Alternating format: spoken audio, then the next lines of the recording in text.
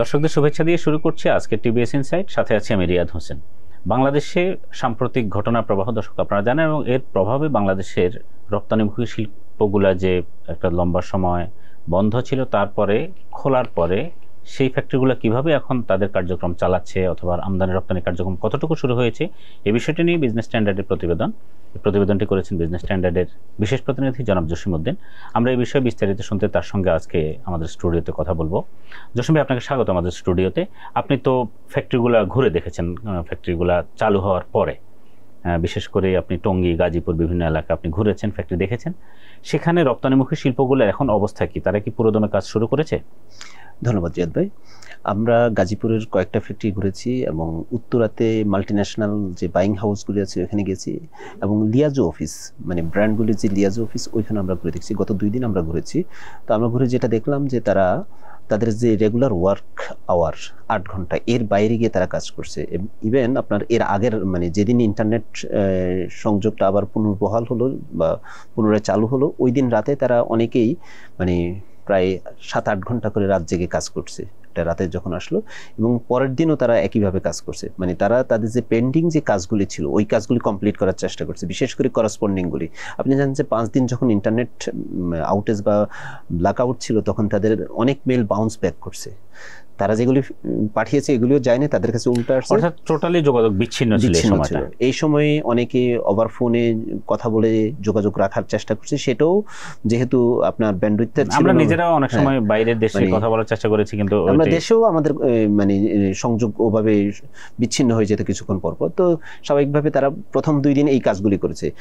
Almost সব factory, buying house এবং liaison office প্রত্যেকেরই 2 দিনের মধ্যে তাদের সব কমিউনিকেশন শেষ করে ফেলছে। এবং কালকে বিকেল পর্যন্ত আমি একটি বিদেশি ক্রেতা প্রতিষ্ঠানের লিয়াজো অফিসে ছিলাম। তারা নতুন অর্ডার পিও ইস্যুর ব্যাপারেও কালকে কাজ করছে, মানে আগামী সামারের অর্ডারের পিও ইস্যু করছে আমরা দেখলাম, ফ্যাক্টরির সাথে কোটেশন দেয়া নেয়া। এবং আপনি জানেন যে বাংলাদেশের শুক্রবারটার জেনারেল হলিডে হিসেবে কাটানো হয়, কিন্তু কালকে আমরা অন্তত 10টা বড় গ্রুপ যাদের হলো আর 200-র উপরে, যাদের হলো এক্সপোর্ট টার্নওভার আছে বা এক্সপোর্ট ভ্যালু 200 মিলিয়নের উপরে, তারা কালকে ফুল সুইংয়ে তাদের অপারেশন চালিয়েছে। আমরা কথা বলছি আল মুসলিমের সাথে, আমরা কথা বলেছি উইন্ডির সাথে, স্পারোর সাথে, এবং প্যাসিফিক জিন্সে আমরা খোঁজ নিয়েছি, মাস্কো গ্রুপে আমরা কথা বলেছি।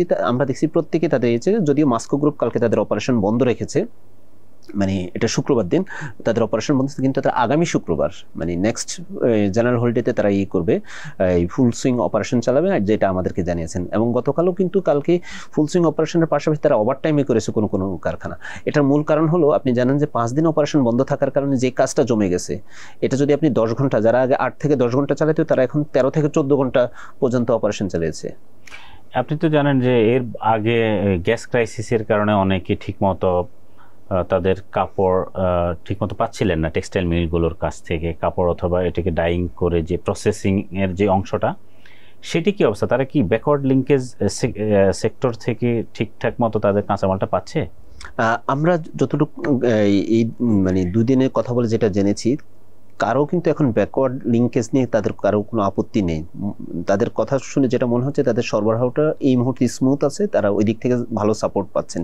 এবং তারা পাশাপাশি আরেকটা সাপোর্ট চাচ্ছেন, যেহেতু 5 দিনের আপনার রপ্তানিটা বন্ধ ছিল পোর্টে। আপনি জানেন যে অনেক ফ্যাক্টরির ট্রাক যে যখন পোর্টে গেল, পোর্ট থেকে ফেরত আসতে পারেনি মাল ডেলিভারি করে বা আনলোড করে। তারা এই পোর্টের জটটা নিরসনের জন্য এবং যে ভেসেলগুলো যেন স্মুথলি খুব দ্রুত যেতে পারে, এটার জন্য তারা কাস্টমস এবং পোর্ট অথরিটির সহযোগিতা চেয়েছেন। যদিও চিটং পোর্টের ব্যাপারে আমরা যখন যতটুকু জেনেছি, তারাও এদের মতো মানে ওভারনাইট তারাও ডিউটি করতেছে, তারা যত দ্রুত সম্ভব পণ্য খালাস করার এবং রপ্তানি করার। এই তো বললেন আপনি মূলত যেই তথ্যটা আমাদেরকে দিলেন, এটা মূলত বড় ফ্যাক্টরিগুলো অবস্থা, কিন্তু এর মাঝে আমাদের কিন্তু একটা বড় সংখ্যক ফ্যাক্টরি আছে যেটা ছোট এবং মাঝারি, বিশেষ করে ছোট পুঁজির যেসব রপ্তানিকারক আছে বা যারা সাবকন্ট্রাক্টে কাজ করে, তাদের পরিস্থিতি কি? আচ্ছা, আপনি জানেন যে এই বছর আমরা মানে জাস্ট 2 সপ্তাহ আগে আমরা একটা রিপোর্ট করেছি, ছোট কারখানাগুলোতে কাজের সংকট আছে। মানে অন এন অ্যাভারেজে 40% কম কাজ নিয়ে তারা চলছে। তো আমরা যাতে $10 মিলিয়ন নিচে টার্নওভার বা 10 থেকে 12 মিলিয়ন টার্নওভার, আমরা এইরকম একাধিক প্রতিষ্ঠানের সাথে কথা বলছি। যেহেতু তাদের অর্ডার বুকিংটা তারা এবার কম নিয়েছে বা কম পেয়েছে, তো এই কারণে তাদের যে কাজের লোড আছে তাতে তারা মোটামুটি এতে কোনো ডিসরাপশন হবে না। আমরা একাধিক প্রতিষ্ঠানের সাথে কথা বলছি, তারা কিন্তু অন টাইম পাচ্ছে।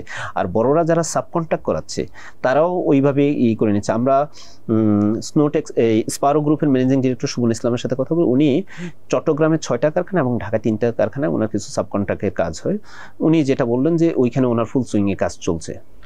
আর আমাদের আরেকটা বিষয় আছে, ধরেন আমাদের এখন আপনি যেটা বললেন যে 5-6 দিন ইন্টারনেট ব্ল্যাকআউটের মতো পরিস্থিতি, যোগাযোগ বিচ্ছিন্ন ছিল, আমাদের রপ্তানিকারকরা নিশ্চয়ই এখন বায়ারদের সঙ্গে যোগাযোগ করেছেন, বা আপনি নিজেও হয়তো কারোর সাথে কথা হয়তো বলেছেন, যদি বলে থাকেন তাদের পরিস্থিতিটা আসলে পজিশনটা কি, তারা বাংলাদেশকে নিয়ে ভবিষ্যতে কিভাবে কি চিন্তা করছে? আচ্ছা, বাইং হাউস এবং ডিয়াজো অফিসের সাথে যেটা কথা বলে আমরা যেটা বুঝলাম, তারা এই পরিস্থিতি যেটা হয়েছে এটা তারা মানে তাদের কাছে এটা অপ্রত্যাশিত, মানে এ ধরনের কোন নজির নিকট ইতিহাসে তাদের নাই। অন্তত 40-43 বছরের বাংলাদেশে তৈরি পোশাকের ইতিহাসে তারা এটা দেখেনি। এতে বায়াররা অনেকে উদ্বিগ্ন হয়েছে। যদিও আমাদের মালিক পক্ষ বা আমাদের লোকাল এমপ্লয়িরা তাদের গ্লোবাল পার্টনারদেরকে বোঝানোর চেষ্টা করছে এটা স্টেটের একটা প্রবলেম ছিল, এটা আর ফার্দার হবে না, কিন্তু বায়ার এতে উদ্বিগ্ন। তারা যেটা মনে করছেন এই উদ্বিগ্নতার কারণে এবার সামারে যে মানে আপকামিং সামারের জন্য যে অর্ডারটা তাদের সাথে জাস্ট পিও ইস্যু করার আগের, পিও মানে হচ্ছে অর্ডার দেওয়ার আগে প্রাথমিক যে আলোচনা, জি প্রাথমিক যে আলোচনাটা, এটা যে তাদের ভার্বাল কমিউনিকেশনে যে এক ধরনের মৌখিক সম্মতি ছিল, তারা কিন্তু এখন এই 5 দিন পরে এসে কনফার্ম করতেছে না, মানে এই ইস্যুতে আর কোনো আলোচনা করছে না। তো তাতে তারা আশঙ্কা করছে যে এই নেক্সট সামারে তাদের অন্তত 20% অর্ডার কম বুকিং হবে, যেটা মানে কনফার্ম হবে, যেটা তাদের সাথে ভার্বালি আলোচনা হয়েছে যে এটা মৌখিকভাবে তাদেরকে এই অর্ডারটা দেওয়া হবে। এবং তো তখন আমরা জিজ্ঞেস করলাম তাহলে এই অর্ডারটা কোথায় যেতে পারে, তো তারা যেটা আশঙ্কা করছে আমাদের প্রতিবেশী দেশ ভারত কিংবা ভিয়েতনাম বা শ্রীলঙ্কা, এই 3টা দেশকে তারা প্রতিদ্বন্দ্বী হিসেবে মনে করে। শ্রীলঙ্কা আপনি জানেন যে তাদের ইকোনমিটা আবার পুনর্গঠনের কাজ চলছে, তাদের তৈরি পোশাক ঘুরে দাঁড়ানোর চেষ্টা করছে ওইখানে, এবং ভারতে যাওয়ার ব্যাপারে মানে হচ্ছে আমাদের এখানে যে আমাদের এই পরিস্থিতির কারণে এক ধরনের আস্থার সংকট আমাদের বায়ারদের কিছুটা তৈরি হয়েছে বলা যায়, যেটার কারণে আমাদের এক্সপোর্টাররা ধারণা করছেন যে ভবিষ্যতে হয়তো আমাদের কিছু অর্ডার ছুটেও যেতে পারে। আপনাকে ধন্যবাদ আমাদের এই আলোচনায় যুক্ত হওয়ার জন্য। প্রিয় দর্শক, আপনারা যেমনটি শুনছিলেন, আমাদের এই আলোচনা যদি ভালো লাগে তাহলে লাইক, কমেন্ট, শেয়ার করবেন। টিবিএস এর সঙ্গে থাকুন। আপনাদের ধন্যবাদ।